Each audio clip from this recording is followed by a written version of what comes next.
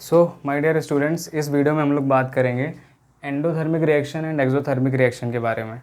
तो अपने में वर्ड्स ही बता रहे हैं। एंडो मतलब अंदर, थर्मिक मतलब टेम्परेचर, एक्सो मतलब बाहर, थर्मिक मतलब टेम्परेचर। तो जब हीट बाहर निकले, हीट इज़ रिलीज्ड और गिवन आउट, एक्सोथर्मिक। जब हीट एब्जॉर्ब हो तब हम क्या बोलेंगे, एंडोथर्मिक रिएक्शन। देखो आपके बुक में दो एग्जाम्पल बहुत अच्छे से दिए हुए हैं, मैं उसके बारे में बताता हूँ आपको।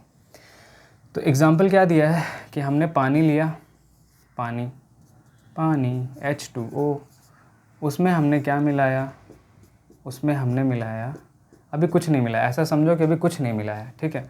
नॉर्मल पानी लिया हुआ है, अभी हमने कुछ नहीं मिलाया है, नॉर्मल पानी लिया, तो इसका कुछ टेम्परेचर होगा।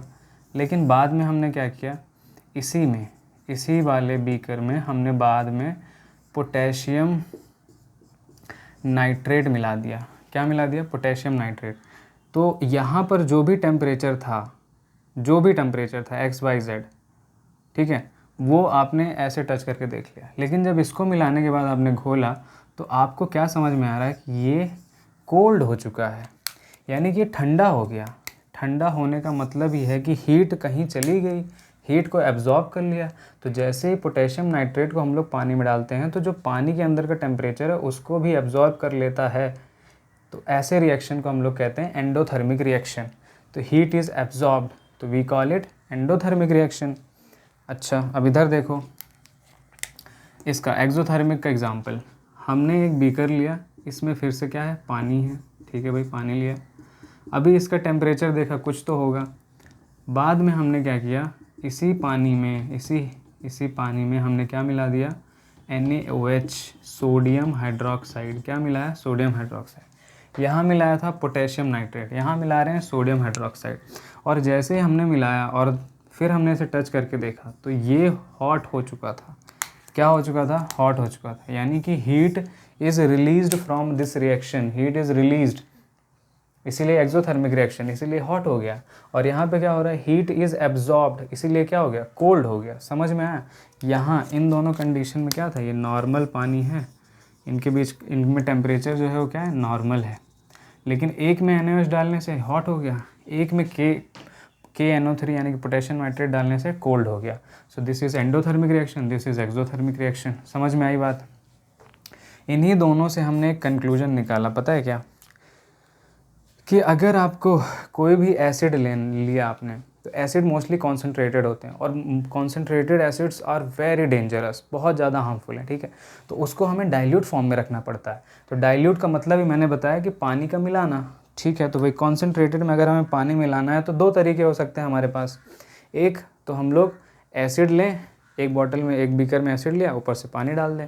दूसरा ये कर सकते हैं कि हमने पानी लिया और उसमें एसिड डाल सकते हैं। तो क्या सही तरीका है वो हम लोग देखने वाले हैं। तो देखो कैसे करोगे डाइल्यूशन प्रोसेस, डाइल्यूशन हमें कैसे करना चाहिए, सही तरीका क्या है। तो मैं बना रहा हूँ, देखो ये रहा हमारा बीकर। मान लेते हैं कि इसमें H2SO4 है, सल्फ्यूरिक एसिड, ठीक है। और ये रहा हमारा एक बीकर, इसमें हमने क्या लिया, पानी ले लिया, और सेम साइज़ के हैं, ठीक है, कोई भी पार्शियलिटी इनके साथ नहीं हुई, सेम साइज़ के हैं। अभी क्या कर रहे हैं, दो तरीके थे ना अपने पास। अभी मैं मान लो कि इसमें डाल रहा हूँ पानी, डाइल्यूशन ही होगा। अच्छा, इसमें ऑलरेडी पानी है तो इसमें हमें क्या डालना है, H2SO4, सल्फ्यूरिक एसिड, एसिड मिला रहे हैं। समझो बात को, आप समझिए। अगर आपने डायरेक्ट पानी डाल दिया किसी भी एसिड में पानी डाला तो बहुत ही एक्सोथर्मिक रिएक्शन होगा और वो बहुत हार्मफुल होगा। इतना हार्मफुल होगा कि ये बीकर फट सकता है, इससे जो स्टीम निकलेगी, गैस निकलेगी, उससे आपका मुंह जल सकता है और बहुत ख़तरनाक है। इसीलिए ये प्रोसेस को मना किया गया है। कभी भी आप एसिड में पानी नहीं डालोगे। तो क्या करोगे? अच्छा, तो सर आपने वो मना कर दिया तो ठीक है, हम लोग पानी में एसिड डाल देते हैं। नहीं, ये काम भी नहीं करना है। ऐसा नहीं है कि ये 2-3 गिलास पानी और इसमें तुम 1 गिलास जाके एसिड डाल दिए। नहीं, डालना पानी में ही एसिड है, लेकिन कैसे, ड्रॉप बाय ड्रॉप, ठीक है। क्योंकि बहुत एक्सोथर्मिक प्रोसेस है ना, तो आपको क्या करना है, ड्रॉप बाय ड्रॉप। पहले क्या करो, एक ड्रॉप पानी इसमें एसिड डालो और फिर उसको ऐसे घोल दो ताकि जो हीट हुई है वो हर जगह चली जाए और थोड़ा ठंडा हो जाए। फिर उसके बाद फिर एक ड्रॉप डालो, ऐसे करना है। ये नहीं कि एक गिलास डाल दिया फिर से एक्सोथर्मिक रिएक्शन होगा अगर वो करोगे तो। इसीलिए सबसे सही तरीका क्या है, यू हैव टू पुट और pour the H2SO4 only drop by drop in water. ये सबसे बेस्ट प्रोसेस है, याद रहेगा। So this was about the exothermic reaction and endothermic reaction. ये बात आपको याद रहनी चाहिए। अच्छा, ये तो नॉर्मल प्रोसेस हो गए। चलो मैं कुछ रिएक्शंस आपको दिखा देता हूँ एंडोथर्मिक और एक्सोथर्मिक के। चलो लिख लो, मतलब बना लीजिए जैसे भी है, उसके बाद मैं फिर रब करने वाला हूँ। ठीक है, पॉज करके बना लो। अभी मैं इसे रब कर रहा हूँ। और ये एसिड में एसिड डाइल्यूशन प्रोसेस कैसे करते हैं इसको नहीं भूलना है, गलती मत कर देना यहाँ, ठीक है। चलो ये देखो, इसके एंडोथर्मिक रिएक्शन का एग्जांपल देख लीजिए। तो कैल्शियम कार्बोनेट को जब हमने अलग किया था तो क्या किया था, हीट ही तो दिया था, है ना, हीट दिया था। तो प्रोडक्ट में हमें क्या मिला था, कैल्शियम, कहाँ लिखूँ, ये देखो हमने हीट दिया तो हमें मिला था कैल्शियम ऑक्साइड। तोड़ना था ना, तो अगर हीट नहीं दोगे तो टूटेगा नहीं, तो ये CO2 गैस निकली। अब समझो, आपकी बुक में एक एक्टिविटी दिया हुआ है, उसमें क्या किया है, ये रहा एक टेस्ट ट्यूब और ये रहा एक टेस्ट ट्यूब। इसमें इन्होंने क्या भरा हुआ है, कैल्शियम हाइड्रोक्साइड, जिसे हम स्लेट लाइम भी बोलते हैं, इसके अंदर ये है, ओके।